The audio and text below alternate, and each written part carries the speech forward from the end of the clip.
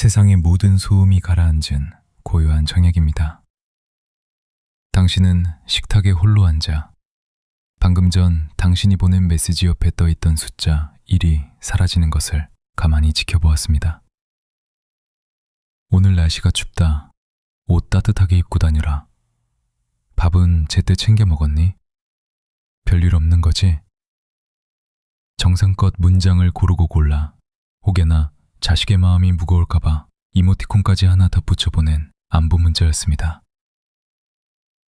메시지를 읽었다는 표시는 사라졌지만 10분이 지나고 1시간이 지나도 답장은 오지 않습니다. 기다림에 지쳐 조심스럽게 전화를 걸어봅니다.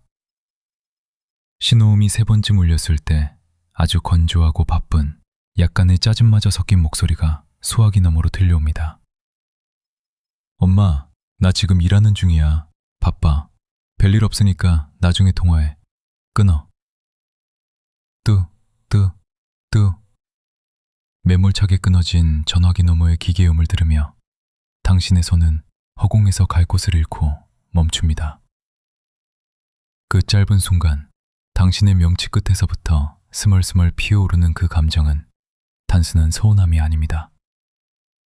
그것은 뼈와 살을 깎아 평생을 바쳐 지어올린 당신의 거대한 우주가 이제는 그 누구에게도 필요하지 않은 버려진 낡은 성곽처럼 취급받는 것에 대한 지독한 실존적 허탈함입니다. 당신이 누구입니까? 자식이 열이나 밤새 끙끙 앓을 때 뜬 눈으로 밤을 새우며 차가운 물수건을 이마에 얹어주던 사람입니다. 자식의 대학 등록금을 마련하기 위해, 자식의 전셋집을 얻어주기 위해 세상의 온갖 더러운 꼴을 겪으면서도 허리띠를 졸라매고 자신의 낡은 외투 한 벌 사입지 않았던 사람입니다. 내 입에 들어가는 고기 한 정보다 자식의 입에 들어가는 밥알을 보며 배불러 했던 세상에서 가장 숭고한 희생의 제단 위에 섰던 존재입니다. 그런데 그 자식이 어느덧 머리가 굵어지고 어른이 되어 당신의 품을 떠났습니다. 자식에게 당신은 더 이상 세상의 전부가 아닙니다. 자식의 세상은 직장, 친구, 그리고 자신이 새로 꾸린 가정으로 꽉 차 있습니다. 그 화려하고 바쁜 자식의 세상 속에서 늙고 병들어가는 부모의 자리는 점점 비좁아지다 못해 이제는 귀찮은 의무이자 짐으로 전락해버린 것만 같습니다. 거울 앞에 섭니다. 청춘의 붉은 피를 모두 자식이라는 나무에 수혈해주고 이제 껍데기만 남아 주름진 당신의 얼굴이 보입니다. 다 줬는데 내 젊음도, 내 돈도, 내 꿈도 모조리 다 쏟아부었는데 왜 나는 내 새끼 앞에서조차 이렇게 눈치를 보며 작아져야만 하는 걸까? 홀로 남겨진 이 적막한 시간, 당신의 가슴 한구석에도 혹시 이 서늘하고 비참한 바람이 불고 있습니까? 내 삶의 전부였던 자식과 서서히 멀어지고 있다는 그 두려움. 자식의 목소리 하나, 표정 하나에 천국과 지옥으로 가며 홀로 밤잠을 설치고 눈물 지어본 적이 있으십니까? 우리는 아주 오랜 시간 동안 이런 말을 세뇌당하듯 들으며 살아왔습니다. 부모 자식 간의 연은 천륜이다.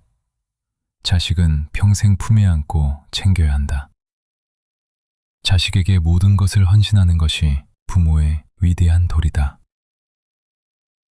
하지만 오늘 이 고요하고 깊은 사유의 산책길에서 당신의 영혼을 곪게 만드는 그 낡고 폭력적인 무성애와 부성애의 환상을 완벽하게 부수어버리겠습니다. 품 안의 자식일 때는 무조건적인 희생과 밀착이 생존의 지혜였을지 모릅니다. 하지만 20살을 넘어 성인이 된 자식, 스스로의 가정을 꾸린 자식을 대할 때 부모가 취해야 할 가장 위대하고 절실한 지혜는 더 끌어안는 것이 아니라 과감하고 무자비하게 멀어지는 것입니다. 자식을 사랑한다는 이유로 끝없이 다가가고 간섭하는 것은 자식을 향한 사랑이 아닙니다. 그것은 자식의 영혼을 뿌리째 썩게 만드는 맹독이자 부모 자신의 분리불안을 감추기 위한 비겁한 집착일 뿐입니다. 오늘 당신의 남은 인생과 당신 자식의 진짜 성공을 걸고 부모와 자식 사이에 반드시 세워야 할 거룩한 단절의 철학을 뼛속까지 적나라하게 해보여드리겠습니다.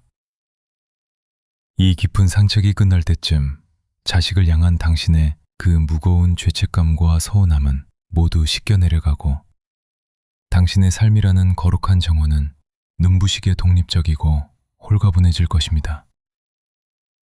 우리는 부모로서의 가장 뼈아픈 진실을 마주해야 합니다.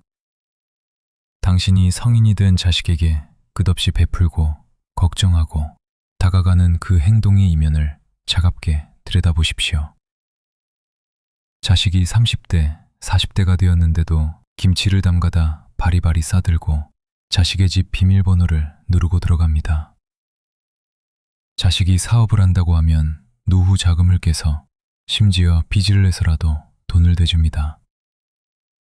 맞벌이하는 자식이 안쓰러워 내 무릎 연골이 다 닳아 없어지는 줄도 모르고 손주를 대신 업어 키웁니다. 자식이 조금만 힘든 기색을 보이면 어떻게든 내가 나서서 그 장애물을 치워주려 발버둥을 칩니다.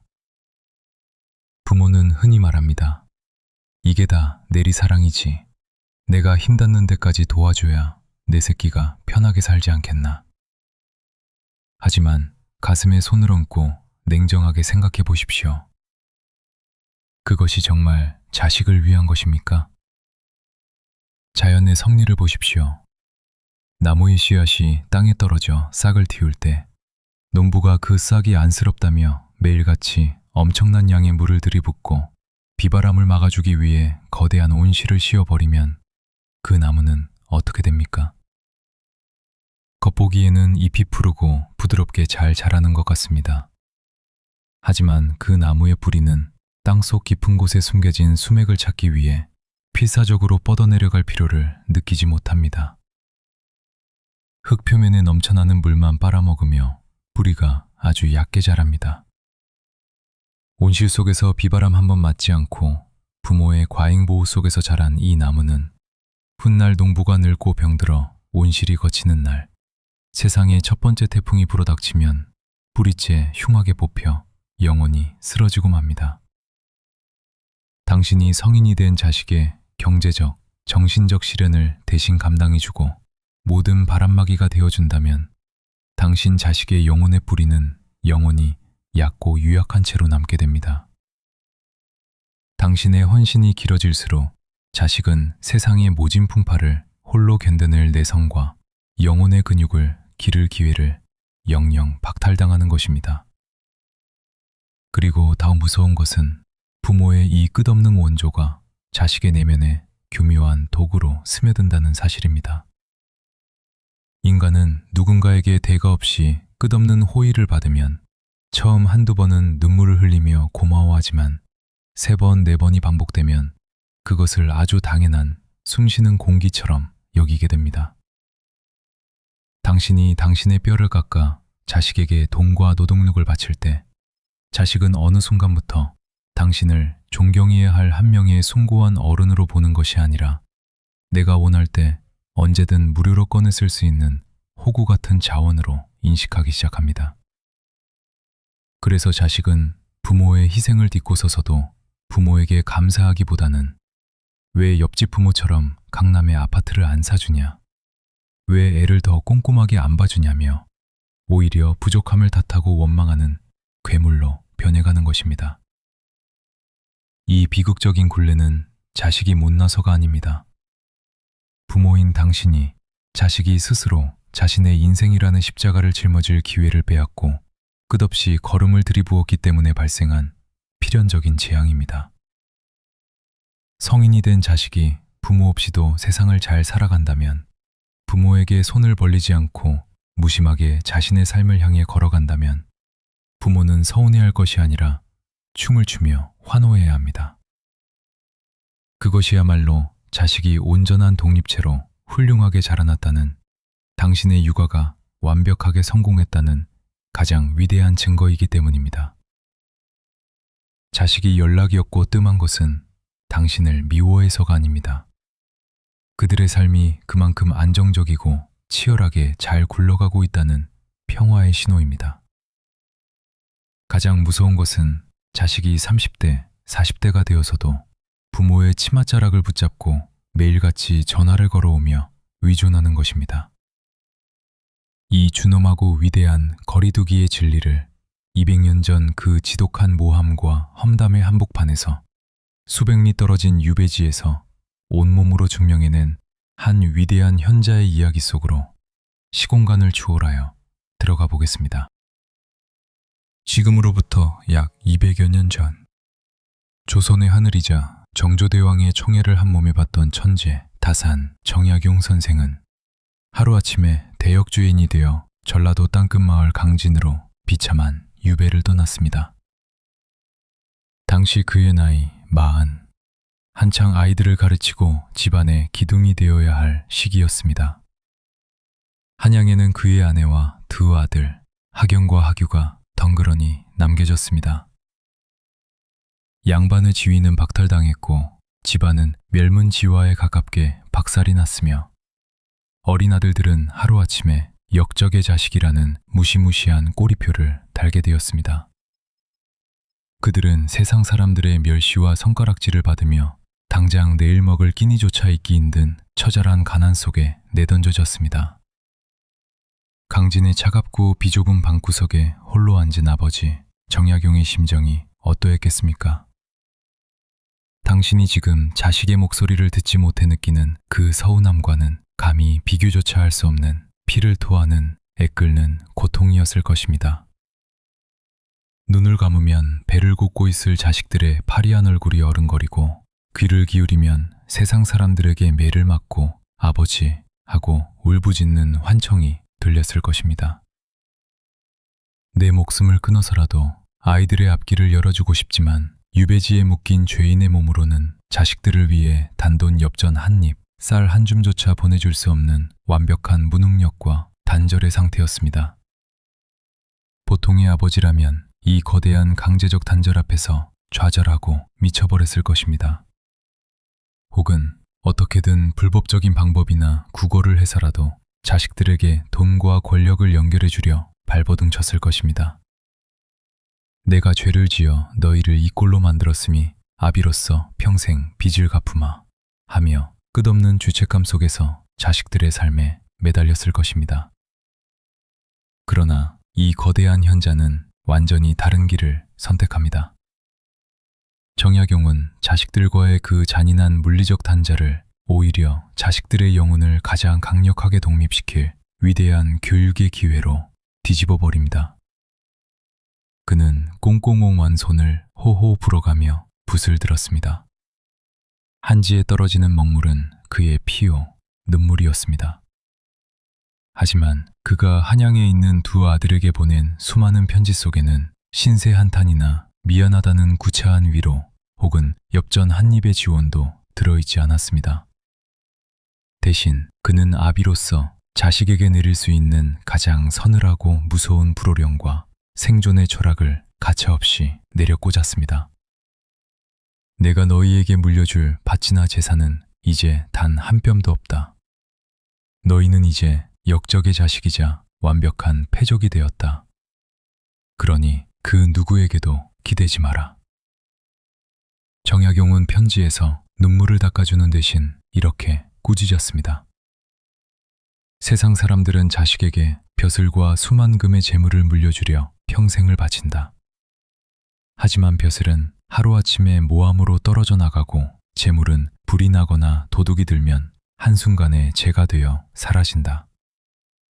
세상에 결코 훔쳐갈 수 없는 유일한 유산은 오직 내 몸에 밴 부지런함과 검소함뿐이다.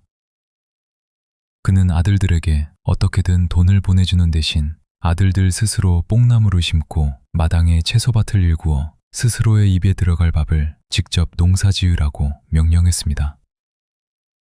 세상이 역적의 자식이라 조롱하며 짓밟을 때 방구석에 숨어오는 대신 매일 새벽 옷깃을 여미고 상현의 책을 미친 듯이 소리내어 읽어 세상 그 누구도 함부로 대할 수 없는 영혼의 뼈대를 스스로 세우라고 호통을 쳤습니다. 정약용은 가난을 부끄러워하는 아들들에게 가난이 부끄러운 것이 아니라 가난을 핑계로 학문을 게을리하고 스스로의 격을 천하게 떨어뜨리는 짓이야말로 인간으로서 가장 짐승 같은 부끄러운 짓이다 라고 일갈했습니다. 이 가르침의 깊이를 짐작하시겠습니까? 만약 정약용이 유배를 가지 않고 한양에서 권력을 쥐고 아들들을 온실 속의 화초처럼 키우며 모든 돈과 벼슬을 다 쥐어주었다면 어떻게 되었을까요? 두 아들은 아버지의 권력만 믿고 기고만장하다가 훗날 조금의 시련만 와도 맥없이 쓰러지는 나약한 온실의 나무가 되었을 것입니다. 하지만 정약용은 자식들과 완벽하게 멀리 떨어져 있었기에 자식들의 입에 물고기를 넣어줄 수 없었습니다. 그 지독한 결핍과 단절이 역설적이게도 두 아들이 스스로 거친 바다에 그물을 던져 물고기를 잡고 세상을 버텨내는 법을 깨우치게 만들었습니다. 아버지의 거룩한 뒷모습, 유배지에서도 세상에 굴복하지 않고 500권의 책을 써내려간 그 고독한 거인의 뒷모습을 보며 아들들은 돈이나 권력이 아닌 스스로의 두 발로 세상에 꼿꼿이 서는 법이라는 가장 위대한 유산을 상속받은 것입니다. 시공간을 초월하여 다시 당신의 오늘로 돌아와 보십시오. 당신은 지금 자식이 전화를 받지 않는다고, 자주 찾아오지 않는다고 서운함에 치를 떨며 이 적막을 견디고 있는 나약한 노인이 아닙니다.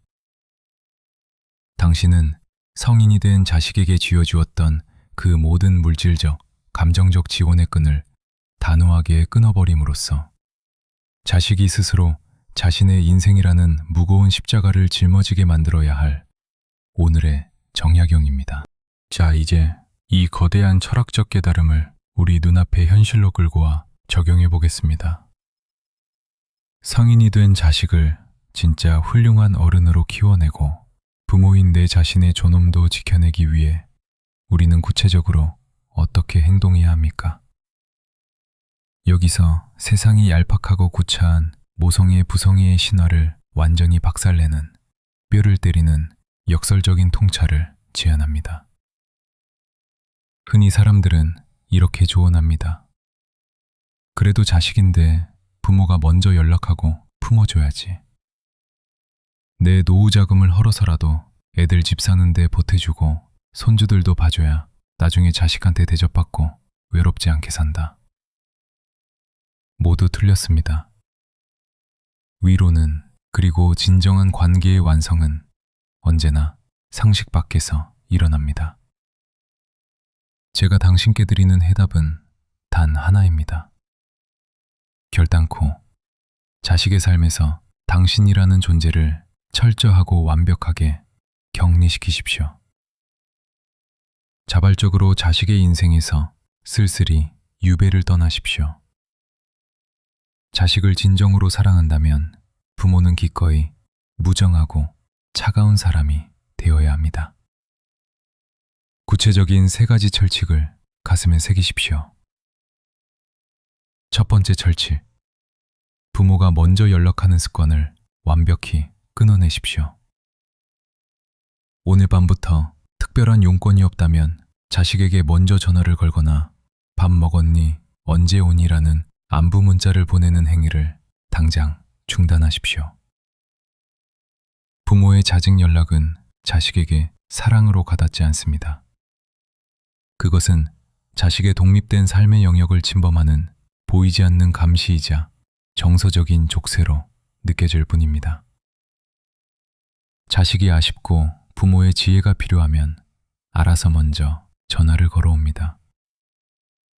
당신이 자꾸 먼저 다가가서 물을 주면 자식은 부모의 목소리가 지닌 희소성과 귀함을 영영 깨닫지 못합니다. 자식이 먼저 연락해올 때까지 묵묵히 기다리십시오. 한 달이 걸리든 2달이 걸리든 그 서늘한 고독의 시간을 꾹 참고 견뎌내십시오. 부모가 자신의 삶에 푹 빠져 연락조차 잊고 지낼 때 자식은 오히려 부모의 안부를 궁금해하며 비로소 마음에서 우러나오는 진짜 전화를 걸게 됩니다. 두 번째 철칙. 당신의 지갑과 통장을 완전히 걸어 잠그십시오. 이것이 가장 현실적이고 무서운 철칙입니다. 자식이 성인이 되고 직장을 가졌다면 당신의 통장에 있는 단돈 10,000원 한 장도 자식의 것이 아님을 명확히 선언하십시오. 자식이 빚을 졌든 더 큰 아파트로 이사가고 싶어 노후 자금을 보태달라 하든 눈물을 머금고 냉정하게 거절하십시오. 너를 키우고 대학까지 보낸 것으로 내 부모로서의 의무는 완전히 끝났다. 이 돈은 내 늙고 병든 노후를 남에게 기대지 않고 비참하게 만들지 않기 위한 내 생명줄이다. 내 가난과 시련은 이제 네가 스스로 해결해라. 이것은 매정함이 아닙니다. 자식의 등뼈를 강철처럼 만들어주는 가장 위대한 훈육입니다. 당신이 노후 자금을 다 털어 자식에게 주고 나면 자식은 당장은 고마워할지 몰라도 당신이 병들고 돈 없는 짐덩어리가 되었을 때 피눈물 나는 원망을 쏟아낼 것입니다. 반대로 당신이 돈줄을 끊어 자식이 잠시 당신을 원망할지라도 당신이 경제적으로 완벽하게 독립된 어른으로 꼿꼿하게 서 있을 때 자식은 당신을 무거운 짐이 아닌 존경받아 마땅한 독립된 인격체로 영원히 대우하게 됩니다. 당신의 통장에 남아있는 노후 자금이 훗날 자식이 당신에게 바칠 품격 있는 태도를 결정짓습니다. 세 번째 철칙. 자식의 짐을 대신 들어주는 무료 봉사를 거부하십시오. 맞벌이하는 자식이 안쓰러워 손주를 무상으로 맡아 키워주거나 자식 집에 가서 반찬을 채워주고 청소를 해주는 행위를 단호하게 끊어내십시오. 그것은 자식의 인생입니다. 자식이 아이를 낳았으면 그 아이를 키우는 과정에 지독한 고통과 희생 역시 자식 부부가 온몸으로 겪어내고 통과해야 할 그들만의 십자가입니다. 당신이 대신 짐을 들어주면 자식은 부모가 되는 고통과 책임을 뼈저리게 배우지 못합니다. 나는 늙어서 뼈마디가 아프니 너희 자식은 너희가 알아서 키워라 라고 선을 그으십시오. 자식은 부모의 희생을 갉아먹으며 장하는 기생충이 되어서는 안 됩니다. 당신은 이미 당신의 자식을 키우며 충분히 고통받았고 헌신했습니다. 이제 당신의 남은 관절과 시간은 오직 당신 자신만을 위해 쓰여야 합니다. 자, 이제 머리로는 완벽하게 이해하셨을 것입니다. 나의 끝없는 헌신이 얼마나 자식을 나약하게 만들고 내 영혼을 좀먹고 있었는지를 말입니다. 하지만 수십 년간 뼈에 새겨진 그 부모로서의 본능과 끈끈한 감정의 습관을 하루아침에 끊어내기란 살을 도려내는 것만큼 아픈 일입니다. 그래서 오늘 밤 당신이 밀려오는 허탈감에 뜬 눈으로 밤을 새우지 않도록 직접 물리적인 행동을 통해 수행해야 할 영혼의 탯줄을 자르는 거룩한 의식을 하나 제안하겠습니다. 지금 당장 당신의 손에 들린 그 스마트폰을 켜십시오. 그리고 방금 전 자식에게 보내려고 카카오톡 대화창에 길게 적어놓았다가 지우지 못한 그 안부 문자. 서운함을 토로하려던 그 길고 긴 문장들을 보십시오. 그것에 절대 전송 버튼을 누르지 마십시오. 대신 지우기 버튼을 꾹 눌러 그 문장들을 단 한 글자도 남김없이 완벽하게 지워버리십시오. 그리고 내일 아침 당신의 집 부엌으로 가서 냉장고를 여십시오. 늘 자식이 오면 주려고 얼려두었던 고기, 자식이 좋아하는 반찬들을 모두 꺼내십시오. 그것들을 바리바리 싸서 택배로 보낼 궁리를 하는 대신 내일 저녁 식탁 위에는 오직 당신 자신의 입맛을 위해 그 귀한 식재료들로 가장 화려하고 정성스러운 밥상을 차리십시오. 당신이 가장 아끼는 그릇에 밥을 담고 잔잔한 음악을 틀고 홀로 그 식탁 앞에 아주 고요히 앉으십시오. 그리고 김이 모락모락 피어오르는 그 따뜻한 밥을 당신의 입에 한 숟갈 정성스레 떠넣으며 소리내어 당신의 입으로 이렇게 선언하십시오. 나는 오늘부로 너의 부모라는 무거운 껍데기를 벗어던진다. 너는 이미 스스로 날아갈 수 있는 새가 되었으니 나는 더 이상 네 날개에 묶인 무거운 닻이 되지 않겠다. 네 인생의 고통은 온전히 네 것이고 내 남은 인생의 축복은 온전히 내 것이다. 나는 너를 놓아줌으로써 너를 가장 완벽하게 사랑하겠다. 이 물리적이고 단호한 의식이 끝나는 순간 당신의 어깨를 수십 년간 무겁게 짓누르던 그 책임감과 서운함의 거대한 덩어리가 마법처럼 씻겨 내려가고 내 영혼이 새의 깃털처럼 가벼워지는 것을 온몸으로 느끼게 될 것입니다. 50세, 60세, 그리고 그 너머의 눈부신 시간들. 사람들은 인생의 이 황혼역이 되면 자식들이 곁을 떠나고 집안이 텅 비어버렸을 때 나는 이제 쓸모없는 늙은이가 되었구나. 평생 자식만 보고 살았는데 내 인생은 빈 껍데기구나. 라며 텅 빈 둥지 증후군에 빠져 극심한 우울증을 앓기도 합니다. 하지만 이 고요한 산책길이 닿은 철학적 해안은 완전히 다릅니다. 이 거대한 우주의 진리는 결코 세속적인 부모 자식 간의 끈적한 집착 따위에 동의하지 않습니다. 당신은 지금 새끼들이 떠나가고 홀로 보내진 초라하고 쓸쓸한 빈 둥지가 아닙니다. 당신은 지난 수십 년의 험난한 세월 동안 숱한 비바람을 견뎌내며 자식이라는 열매를 훌륭하게 키워 세상으로 날려보내고 이제 마침내 그 어떤 폭풍 후에도 결코 흔들리지 않는 굵은 뿌리를 대지 깊숙이 내린 거대한 태산입니다. 태산은 자신을 스쳐 지나가는 구름이나 새떼들을 붙잡으려 억지를 부리지 않습니다. 새들이 제 살 길을 찾아 떠나간다고 해서 상처받고 자신의 자리를 옮기지도 않습니다. 그저 묵묵히 아주 고요하고 웅장하게 안개를 품고 바람을 거느리며 그 자리에 영원처럼 단단하게 서 있을 뿐입니다.